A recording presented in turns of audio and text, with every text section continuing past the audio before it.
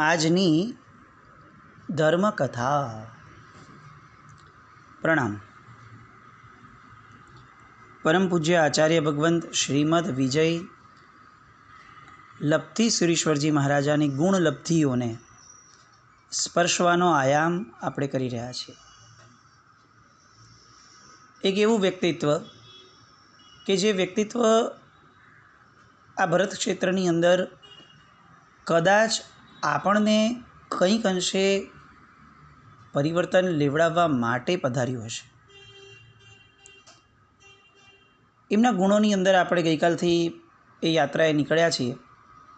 એમાંનું એક બહુ મોટું જંક્શન એટલે સાહેબની ખુમારી. અપ્રતિમ ખુમારીના સ્વામી હતા. એમના ગુરુ ભગવંત પૂજ્ય કમલસુરીશ્વરજી મહારાજા, કમલસુરી મહારાજ સાહેબના ગુરુ ભગવંત પૂજ્ય આત્મારામજી મહારાજા, બંને પંજાબના. પંજાબનું લોહી કેવું હોય એ આપણે સમજીએ છીએ કે જેમાં અંદરમાં ઉશ્કેરાટ, તરવરાટ અને એક જોશ એ ઇનબિલ્ટ હોય જન્મ્યા ત્યારથી. અને આપણે એ પણ જાણીએ છીએ કે ગુજરાતનું પાણી કેવું હોય. અજાણી એક બૂમ સંભળાય તો બી ઘરમાં ઘૂસી જવાનું મન થાય એવું આપણું ગુજરાતનું પાણી. સહજપણે, બધા આવાસ એવું નહીં. પણ સામે ચડીને કરેજિયસ બની અને એક યોદ્ધાની જેમ લડવું એ તો એટલીસ્ટ આપણા માટે બહુ મુશ્કેલ વસ્તુ છે. અને સાહેબ પંજાબ ગયા હતા. કમલસુરી મહારાજ સાહેબ હારે હતા એની નાની, પણ ત્યારે એમનો પર્યાય પણ બહુ કંઈ ખાસ મોટો ન હતો. અને પંજાબની અંદર જેટલા પણ અન્ય ધર્મીઓ હતા એ લોકોએ જે રીતે સાહેબને હેરાન કર્યા, જે રીતે સાહેબની સામે પડ્યા, જે રીતે વાતો પ્રસરાવી, અને એ બધા સામે સાહેબ જે અડીખમ ઊભા રહ્યા એક સ્તંભની જેમ, એ બતાવે છે કે લબ્ધીસુરી મહારાજ એ એક એવું વ્યક્તિત્વ હતા કે જે સ્વયં સક્ષમ હતા. તીર્થંકર પરમાત્માઓ માટે આપણે એક વિશેષણ વાપરીએ છીએ, સ્વયં સંબુદ્ધ હતા. પોતે જ પોતાની જાતે પ્રતિબોધ પામે, એમને કોઈ નિમિત્ત કે આલંબન ન જોઈએ. તીર્થંકર ભગવંતો છે. તો લબ્ધીસુરી મહારાજ સાહેબ સ્વયં સક્ષમ હતા. એમને કોઈ ગુરુ ભગવંતનો સપોર્ટ મળે, એમને કોઈ શાસ્ત્ર પાઠનો સહયોગ મળે, કેટલાક વ્યક્તિઓ ભેગા થાય, પાછળ કોઈ મંડળ સ્થપાય, એ લોકોનું બેકિંગ મળે, કંઈ જ નહીં. એમનામાં એક આત્મવિશ્વાસ હતો કે હું સક્ષમ છું, કારણ કે મારી અંદર જે છે એ સંપૂર્ણ સક્ષમ છે. આ જે ભાવના છે, કોઈ ન દે તારો સાથ તો તું એકલો જાને રે, કવિ નર્મદનો આ ભાવ, રવિન્દ્રનાથ ટેગોરનો આ ભાવ, આ બધું જાણે લબ્ધીસુરી મહારાજ સાહેબ બાળપણથી લઈને જન્મ્યા હતા. એમનું દીક્ષા માટે ભાગી જવું, એમનું દીક્ષા લીધા પછીથી એકાંતવાસ જાણે હોય એવી રીતે ભણવું, આજુબાજુ ગમે તેટલું વાતાવરણ જોરદાર ચાલતું હોય, પોતે પોતાનો એકાંત મેળવી શકે એટલી સક્ષમતા. આ બધું લબ્ધીસુરી મહારાજ સાહેબનું ગુણ વૈભવનું એવું પાસું છે કે જે પાસાની આજે આપણને બહુ જરૂર લાગે. પ્રવૃત્તિઓના મેળામાં ખોવાઈ ગયેલા આપણે, અંદરની વૃત્તિઓથી દૂર થઈ ગયેલા આપણે, લબ્ધીસુરી મહારાજ સાહેબને ચોક્કસપણે વિનંતી કરીએ કે સાહેબ આપના જેવી ખુમારી એટલે જરૂરી નથી કે લોકો સામે લડવાની હોય. ખુમારી એ છે કે જેમાં પોતા પર વિશ્વાસ રાખવાનો હોય. હું કોઈને હરાવીશ એમ નહીં, પણ હું જીતીશ, આ ભાવ. અને આવા ભાવની ખુમારીના અનન્ય સ્વામી એવા લબ્ધીસુરી મહારાજ સાહેબને જેટલા વંદના કરીએ એટલા ઓછા, અને એટલા ગુણો આપણામાં પ્રાદુર્ભાવ પામે એવી કામના આપણે કરીએ. એમનો બીજો એક ગુણ હતો, એ હતો જ્ઞાન સંપન્નતા. સાહેબની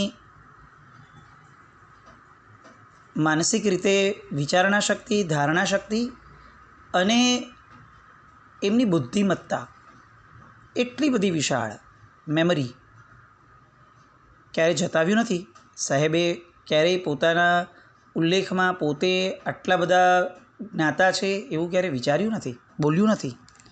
પરંતુ એક વસ્તુ છે કે એમના જીવનના કેટલાક પ્રસંગો એ આપણને એ દિશા તરફ દોરી જાય કે આ ગજબનાક લાઇબ્રેરી હતા સાહેબ. એમના વિદ્યાનગરી કાશીના વિખ્યાત પંડિતજી શ્રીમાન નારાયણ આચાર્યજી એ એમના શિષ્યોને ભણાવતા હતા. જ્યોતિષ, ષડદર્શન, વ્યાકરણ આ બધી વસ્તુઓ ભણાવતા હતા. ભણાવતા લક્ષ્મણસુરી મહારાજ, ભુવનતિલક મહારાજ, વિક્રમસુરી મહારાજ સાહેબ આ બધા મહાત્માઓ એ બધા એમની પાસે ભણ્યા.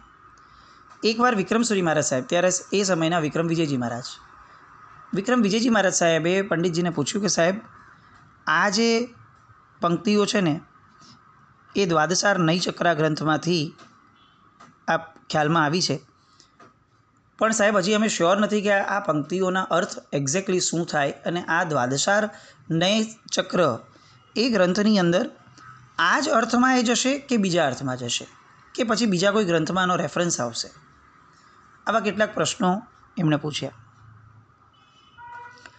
પંડિતજીએ ચકાસણી માટે કીધું, મજા કરવા માટે કીધું कि आपके गुरु यहाँ पे बैठे हैं, उनको पूछिए पहले. पंडित जी ने પોતાની વિદ્યાશક્તિ ઉપર એક ગર્વ હતો, અહંકાર નહીં પણ ગૌરવ હતું. બહુ સારો સંબંધ આચાર્ય મહારાજ હારે, એટલે એમણે સહજ મજાકમાં કીધું કે આપકે આચાર્ય ભગવંત કો પૂછીએ ને. અને એમની હાજરીમાં શિષ્યો આચાર્ય ભગવંત પાસે ગયા અને ત્યાં જઈને સાહેબને આ પૂછ્યું કે સાહેબ આ જે વાતો છે એને બંધબેસતા શ્લોકો સાહેબ કયા ગ્રંથમાં મળે અને એ ગ્રંથોની રેફરન્સ આમાં લેવાય કે ન લેવાય.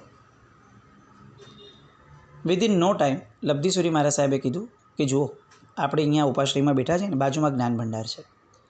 આ જ્ઞાન ભંડારના આટલામાં નંબરના કબાટમાં, આટલામાં નંબરના શેલ્ફમાં આટલામાં નંબરનું પુસ્તક છે.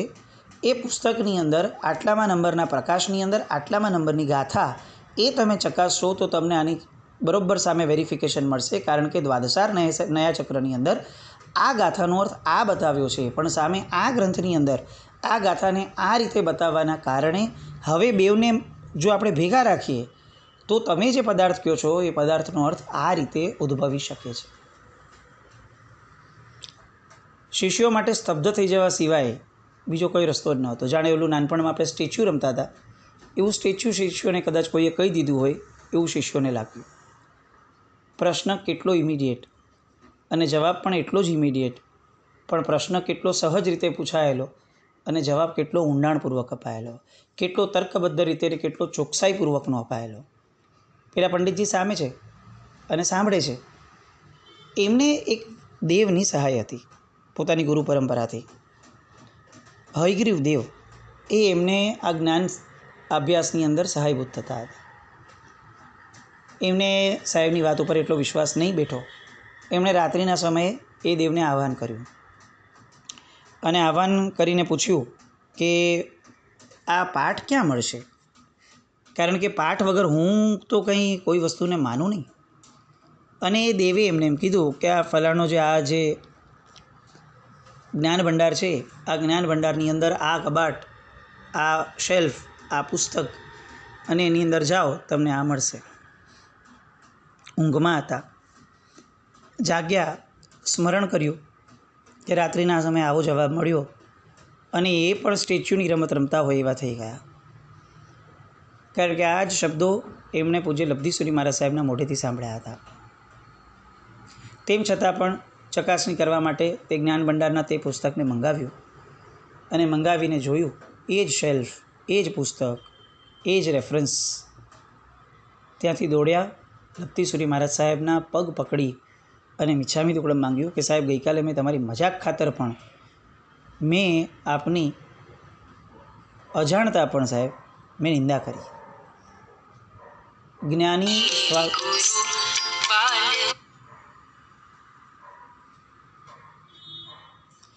જ્ઞાની શ્વાસોશ્વાસમાં કરે કર્મનો છે. આ જે વાત છે એ વાતને સાહેબે પોતાના જીવનમાં જાણે ચરિતાર્થ કરી હોય એવું લાગે. અને આ વાત હજી કેટલાય દૃષ્ટાંતોથી પૂજ્યશ્રીના જીવનની અંદર આપણે સમજી અને જાણી શકીએ છીએ. એકવાર સાહેબનું બહુ મોટું એક ફંક્શન ચાલુ હતું. ફંક્શનની અંદર એ જ દ્વાદશાર નય ચક્ર ગ્રંથ, જે જૈન દર્શનનો ખજાનો કહી શકાય, એ ગ્રંથનું સંપાદન સંશોધન એના વિમોચન માટેની પળ હતી. મુંબઈનો મધ્ય ભાગ એટલે કે દાદર, આ દાદર પાસેના વિશાળ સંકુલની અંદર મોટું મેદાન અને એની અંદર શામિયાણું બંધાયું હતું અને એ સમયના ભારતના ઉપરાષ્ટ્રપતિ શ્રી રાધાકૃષ્ણનજી એના હાથે એમનું વિમોચન ગોઠવેલું. વિમોચન ચાલુ હતું. દાદા ગુરુ મહારાજ સાહેબ એ સમયે લગભગ 75 વર્ષના. એમને આગલા દિવસથી 4 ડિગ્રી તાવ હતો, પણ તેમ છતાં પણ આટલા મોટા વ્યક્તિ આવે છે અને આટલો મોટો ગ્રંથ, આટલા વર્ષોની સાધના પછીનો ભાવ છે એટલે તરત જ એમણે સ્વીકાર્યું અને પોતે નિષ્ઠા પ્રદાન કરેલી હતી. અચાનક રાધાકૃષ્ણનજીએ વિમોચન પછીથી જાહેર કર્યું કે આટલું સરસ મજાનું આ ગ્રંથનું વિમોચન થયું છે. આપણે હિન્દુસ્તાનમાં છીએ, સંતોની ભૂમિ છે, તો આપણે ઈચ્છીએ કે આપણે લોકો આ ગ્રંથ વિશે અને સામાન્યપણે પણ આ ઋષિ સંતોની જ્ઞાનની જે ધારા છે એનો રસાસ્વાદ ચાખીએ. અને એમણે તરત જ કીધું કે આપ સંસ્કૃત ભાષાની અંદર પ્રવચન આપો તો અમને ખૂબ આનંદ થશે. એમનો શબ્દ પતવો અને લબ્ધિસુરી મહારાજ સાહેબનો શબ્દ શરૂ થવો, બસ આટલો જ ગેપ. અને લબ્ધિસુરી મહારાજ સાહેબે હજારોની મેદની સામે એ સમયે લાગ લગાડ 20 થી 25 મિનિટ જેટલો સમય સંસ્કૃતની અંદર આખું પ્રવચન શરૂ કર્યું. હજારોની મેદની તો ઠીક છે, પેલા ઉપરાષ્ટ્રપતિ જે છે એ અચંબિત થઈને ઊભા રહ્યા. શું જાજરમાન વ્યક્તિત્વ! ઇન્સ્ટન્ટ, કોઈ પ્રી પ્લાનિંગ કે કોઈ મહેનત વગર અચાનક જ કોઈ કહે કે સંસ્કૃતમાં પ્રવચન આપો અને કોઈ 20-25 મિનિટ જેટલો સમય સંસ્કૃતમાં પ્રવચન આપી જાય, એ વ્યક્તિની સંસ્કૃત અને વ્યાકરણ પરની પકડને આપણે કઈ ભાષામાં એને અનુમોદવી. પણ આ લબ્ધિસુરી મહારાજ હતા. લબ્ધિ એ એમની આગળ ઇનબિલ્ટ મેમરીમાં હતી. જે રીતે એમની જ્ઞાનધારા હતી, આવા તો અઢળક દ્રષ્ટાંતો હશે. આપણે કદાચ બહુ ઊણા ઉતરીએ છીએ કે આપણી પાસે અવેલેબિલિટી પણ મર્યાદિત છે, આપણું પોતાનું જ્ઞાન પણ મર્યાદિત છે અને મેબી કદાચ આપણી સમયધારાઓ પણ મર્યાદિત છે. પણ એટલું આપણે માનીએ છીએ કે લબ્ધિસુરી મહારાજ સાહેબનું જ્ઞાન અમર્યાદિત હતું. જ્ઞાન સાથે એક વસ્તુ હોવી બહુ ડિફિકલ્ટ છે, સંવેદના. જે વિદ્વાન છે એની વિદ્વત્તા એ જ્ઞાનનો નાનકડો પણ એને અહંકાર ઊભો કરાવડાવે. અને અહંકાર એ જડતા છે.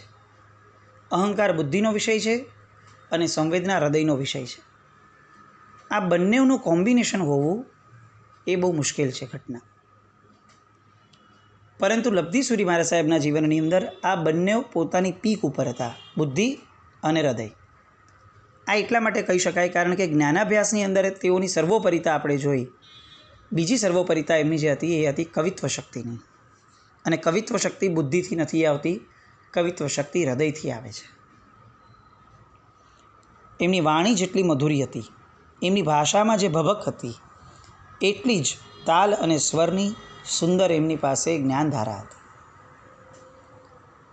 પોતાના અનેક સ્તવનો, અનેક રચનાઓ પોતાની એટલી જબરદસ્ત કે ઘણીવાર આપણી સંવેદનાઓ એટલી બધી ઊંડી ઉતરી જાય કે આપણને ખ્યાલ જ ન રહે કે કોઈ એક વ્યક્તિ આટલું સરસ એક્સપ્રેશન મૂકીને આપણી વચ્ચેથી આટલા વર્ષો પહેલાં ગયું અને આપણે એની કદર કેટલી કરી. લગી હૈ ચાહ દર્શન કી, મિટા દોગે તો ક્યા હોગા. આ એમની એક ધ્રુવ પંક્તિ કેટલાક સ્તવનોની અંદર એમણે આ પોતે જે ભક્તિરસનું અમીપાન કરાવ્યું હતું, એમાંની આવી કેટલીક કડીઓ કે જે આપણે સાંભળીએ આજે પણ તો એટલી જ લાઇવલીનેસ સાથે આપણને લાગે. એમાંના કેટલાક ટોપના જે પદો હતા એમના. જનારું જાય છે જીવન, જરા જીનવરને જપતો જા, હૃદયમાં રાખી જીનવરને, પુરાણા પાપ ધોતો જા. કેટલી સરસ વાતો. જીનેશ્વર ભગવંતને પૂજવા માટેનું લક્ષ્ય આપણને જે કડીઓથી મળે, એવી કડીઓ કેટલી સહજ રીતે કેટલી સરળ ભાષામાં લોકોની સામે એમણે મૂકી દીધી. કોઈ તત્વનો ઠઠારો નહીં. મહાવીર મેરે નયના અમી રસ સે ભર દેના. એટલી સરસ રચના, એટલી સરસ. એમના શબ્દો પ્રાસ માટે રચાયા હતા એવું ન હતું. એમના શબ્દો ભગવાન સાથે એક તાન થવા માટે રચાયા હતા એવું કહેવું જ પડે. જો હી હૈ રૂપ તેરા વો હી હૈ રૂપ મેરા. આ જે આખી ધારા છે, તત્વ, સોહમ, તમે છો એ જ હું છું, આ આખી વાતો એમણે કેટલા સરળ શબ્દોમાં લોકોની સામે મૂકી દીધી. તું અને હું એક છતાં આમ કેમ. તું તપ ત્યાગની જીવંત મૂર્તિ અને તારો આ ભક્ત, આ અદનો સેવક, આસક્તિનું ઘર. તું કલ્યાણ મૂર્તિ અને હું કલ્યાણ બીજ પણ નહીં. તું અને હું એક છતાં આમ કેમ. કેટલી સરસ આપણને વાતો લાગે કે ક્યારેક એમ થાય કે લબ્ધીસુરી મહારાજ સાહેબની આ ધારાની અંદર ડૂબી જઈએ અને ક્યારેય બહાર ન આવીએ એવી રીતે ડૂબી જઈએ. એમની રચનાઓની એક ખાસિયત હતી કે તેઓ રાગ હંમેશા લોકભોગ્ય લેતા. એમના કોઈ પણ પદો જોઈ લઈએ તો આપણને લોકભોગ્યતા બહુ જ સામાન્યપણે બધામાં જોવા મળે છે. કોઈ બી માણસ ગાઈ શકે, ક્યારે બી ગાઈ શકે ઓકેશનમાં, એવી રચનાઓ. એમણે જે પૂજાની ઢાળો રચી, લગભગ એમની 16 જેટલી પૂજાની ઢાળો એમના દ્વારા રચાઈ છે.